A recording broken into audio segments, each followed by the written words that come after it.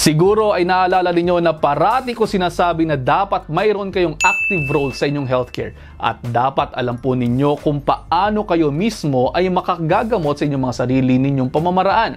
Pero wag naman pong sobra-sobrang pairalin ang pagiging pilosopo at kayo ay mag-self-medicate.